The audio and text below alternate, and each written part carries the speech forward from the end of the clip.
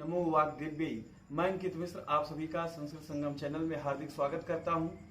हम लोग व्याकरण के इकाई में वैयाकरण कारक प्रकरण का अध्ययन कर रहे हैं और हम लोग पिछला सूत्र अनविहिते सूत्र को अच्छी प्रकार से पढ़ लिया था। अर्थात अनविहिते का अर्थ में आपको बताया था कि अनुक्त होता है, तो अनुक्त जानने के लिए आपको उक्त जानना होगा। मैं विस्तृत रूप से चर्चा कर चुका था। अर्थात उक्त किसको कहेंगे? तिंग कृत समासैः अभिधानम उक्तः, अर्थात तिंग कृत तद्धित समास जिसमें है वह उक्त कहलाता है। और जब यदि कर्म उक्त हो जाता है तो उसमें प्रथमा होती है, और जब यही उसमें नहीं होगा तो वह क्या होगा? अनुक्त होगा, और उसमें कर्म में द्वितीया होगी। तो आप जानते हैं कर्मणि प्रयोग और कर्तरी प्रयोग, जिसको आप कहते हैं कर्तृवाच्य और कर्मवाच्य।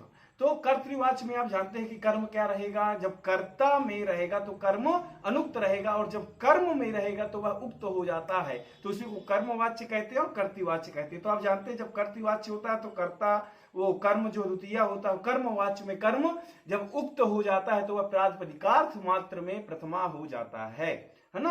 अब हम आगे चलते हैं। ये कर्मणि द्वितीय, ये भी पूरा उसी का अर्थ मैं आपको बता चुका हूं, तब भी अब एक बार हम पढ़ लेते हैं। देखिए लिखा है उसमें अनुक्ते कर्मणि द्वितीया स्यात्, इत्युक्ते अनुक्त कर्म में द्वितीया होती है।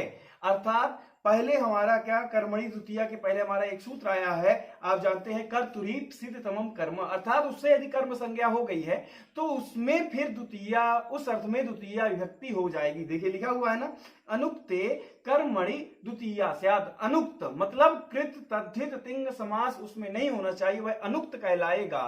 ठीक है, और उसमें क्या होगी? कर्मणि लिखा है ना, कर्मणि द्वितीया स्यात्, कर्म में द्वितीया होती है।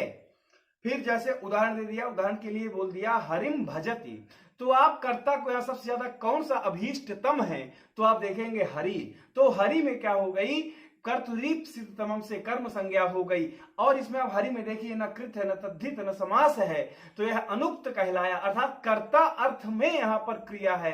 तो आप देखेंगे अर्थात यह कर्तृवाच्य है, कर्तरी प्रयोग है। कर्तृवाच्य वैसे प्रयोग नहीं करना चाहिए, कहीं व्याकरण शास्त्र प्रयोग नहीं हुआ है, परंतु आजकल लोग प्रयोग करते हैं तो ठीक है, परंतु कर्तरी प्रयोग शुद्ध है और कर्मणि प्रयोग शुद्ध है, उधर भाव में प्रयोग शुद्ध है। यह प्रयोग करिए तो सही लगता है, परंतु आजकल बोलते हैं कर्तृवाच्य कर्मवाच्य, पर वह सही नहीं है। कहीं व्याकरण शास्त्र में ऐसा प्रयोग नहीं किया है, पर ठीक है, क्योंकि आप कहे तो सही रहे, परंतु वाच्य की जब आप सिद्धि करेंगे तो आपको समझ में आ जाएगा कि यह हमको प्रयोग नहीं करना चाहिए। ठीक है, तो कर्तरी प्रयोग में आप देखिए हरिम भजति, तो ये आप जानेंगे कि यहाँ पे कर्ता में तो कर्म यहाँ पर अनुक्त है। जब यदि कर्म अनुक्त है तो कर्म में द्वितीया हो गई, कर्मणि द्वितीया। पहले संज्ञा किससे हुई?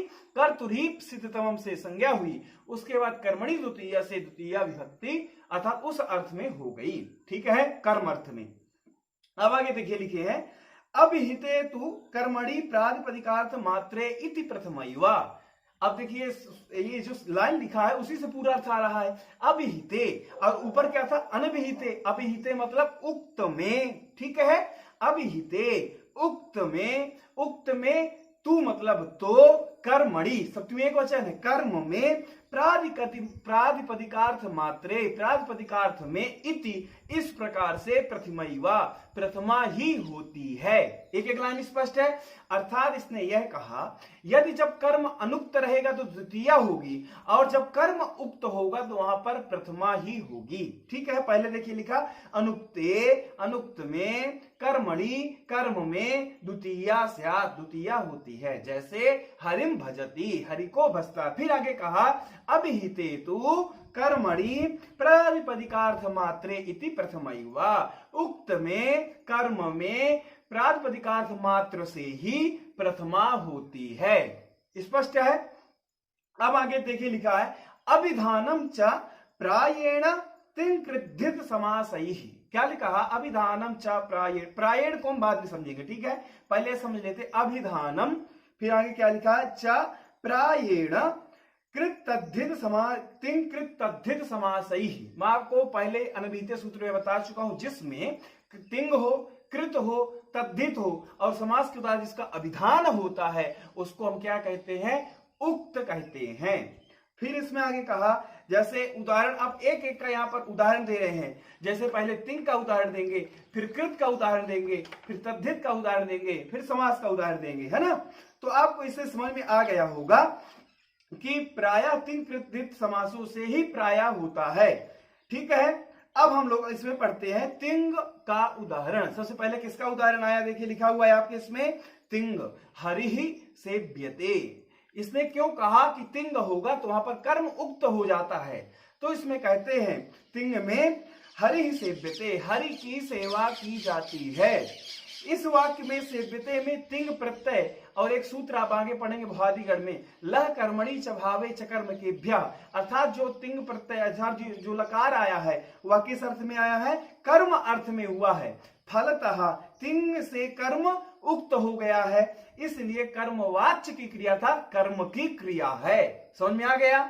अभी लगेगा थोड़ा समझ में नहीं आएगा, क्योंकि जब यदि भवादिगण जो पढ़ गए होंगे अर्थात जो वह प्रक्रिया है तो समझ में आ जाएगा कि लह कर्मणि च भावे च कर्म केभ्यः, यह जो सूत्र है इस अर्थ में कर्म में यहां पर प्रत्यय हुआ है। तो यह आपका जो तिंग प्रयोग है, यह आपको एक सरल प्रक्रिया बता दूं मैं आपको।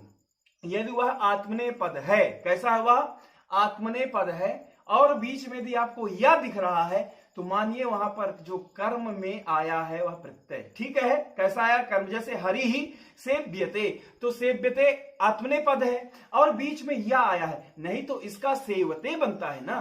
तो यहां पर बीच में सेवते में या नहीं था, परंतु सेव्यते में या है। तो आप देखेंगे ना यहां पर कर्म अर्थ में आया है, और जब कर्म अर्थ में तो उक्त हो गया, तो उक्त हो गया जब, तो वह क्या हो गया, प्रागपदिकार समार्थ में प्रथमा हो गया, क्योंकि वह तिंग में आया और वह कर्म उक्त हो गया, इसलिए वहां पर प्रथमा हो गई। अभी समझ में नहीं आया होगा, एक और सरल समझा देता हूं। जैसे आपने सेव्यते पढ़ा, वैसे ही आप, मैं क्या बोला, एक शर्त आपको याद रखना है, आत्मनेपद हो, बीच में या हो, हर जगह नहीं हो परंतु अधिकांश यही प्रयोग है ना।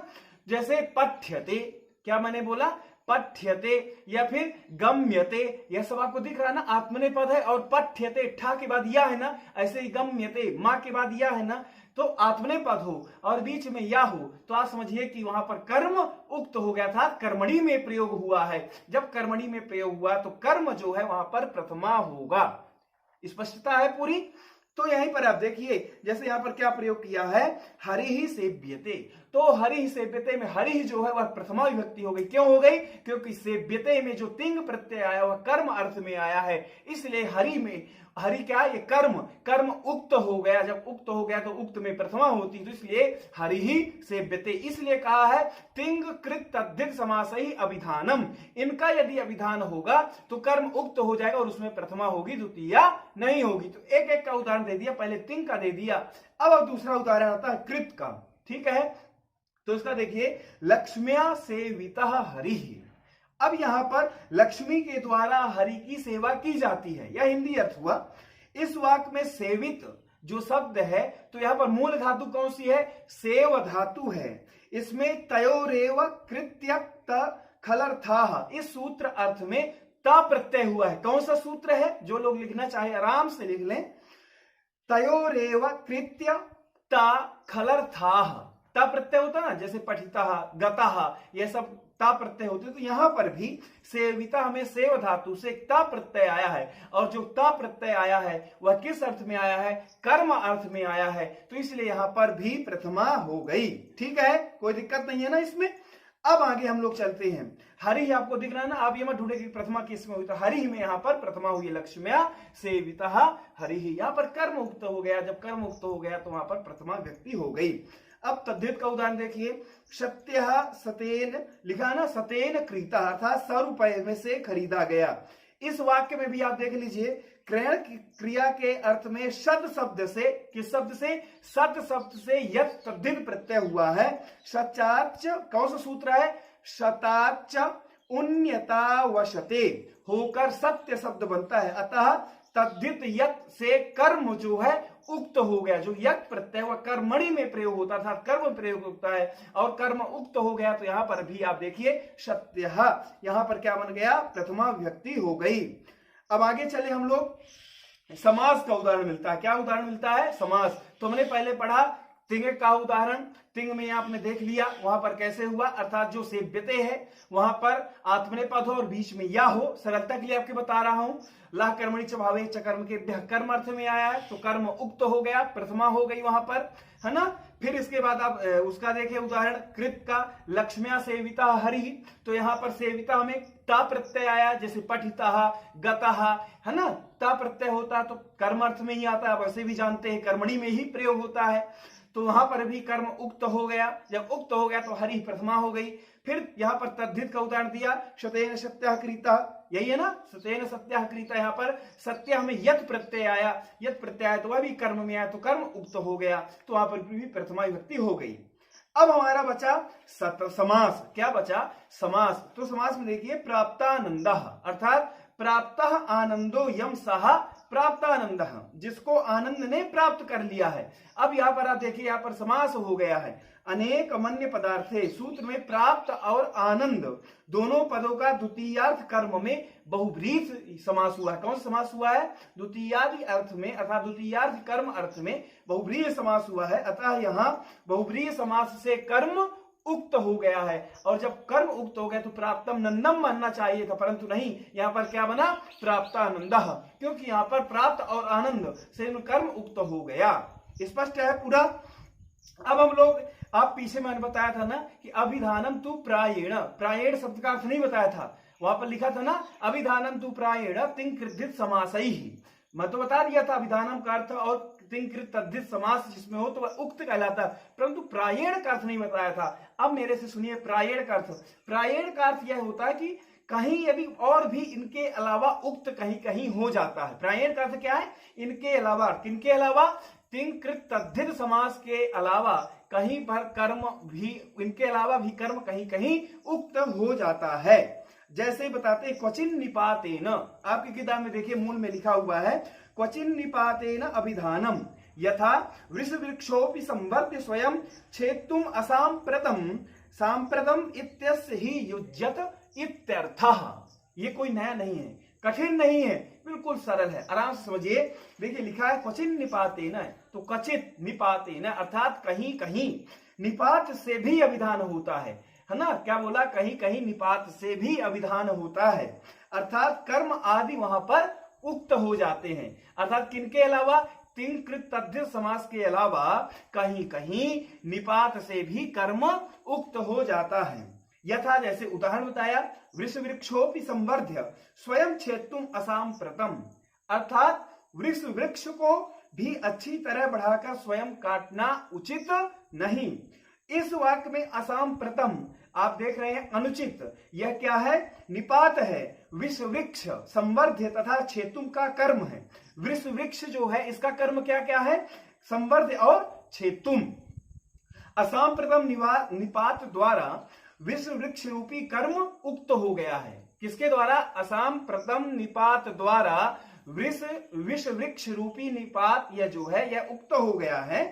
निपात नहीं, यह कर्म है। वृक्ष यह कर्म है, और किसके द्वारा उक्त हो गया है? असाम्प्रतम निपात द्वारा वृक्ष कर्म उक्त हो गया है। फलतः वृक्ष से द्वितीय विभक्ति ना होकर के कौन सी विभक्ति हो गई? प्रथमा विभक्ति हो गई। अब यहाँ पर थोड़ी अलग मत है, देखिए किन्हीं का कहना है सांप्रतम निपात नहीं है। क्या है? लिखा हुआ है ना आपके, सांप्रतम इत्यस्य ही युज्यत इत्यर्थः। सांप्रतम निपात नहीं है किंतु असाम्प्रतम नहीं।